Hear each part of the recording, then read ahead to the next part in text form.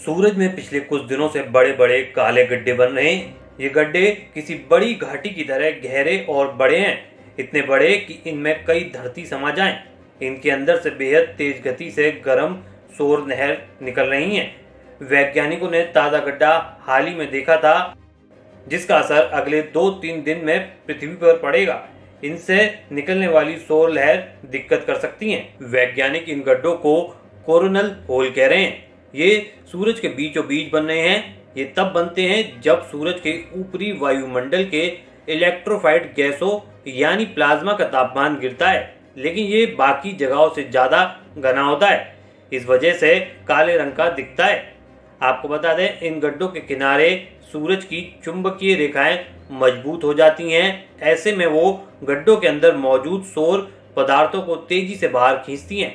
इस समय इन गड्ढों से जो सौर तूफान निकल रहा है उसकी गति 2.90 करोड़ किलोमीटर प्रति घंटा है।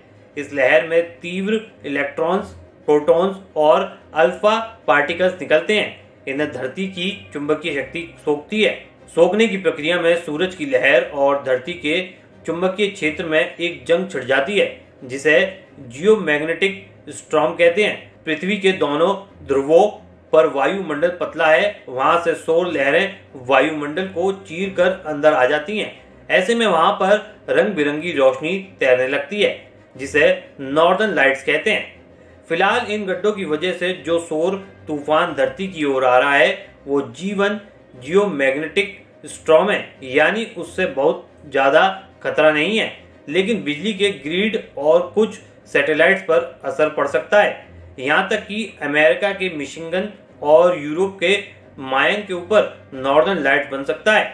इनमें पहला गड्ढा तब बना था जब भारत में छठ पर्व मनाया जा रहा था। उस दिन सूरज की मुस्कुराती हुई तस्वीर जारी की गई थी। असल में ये गड्ढे तभी से बनने शुरू हुए हैं। इसके बाद से लगातार 4 से 5 बार ये गड्ढे बन चुके हैं।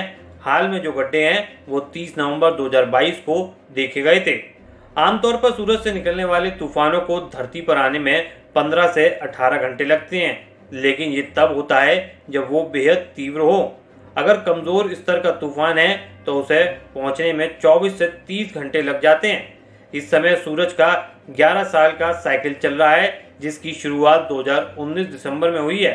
उससे पहले सूरज शांत था, लेकिन अब जग गया है। इस खबर में फिलहाल इतना ही। बने रहिए आप वन इंडिया हिंदी के साथ।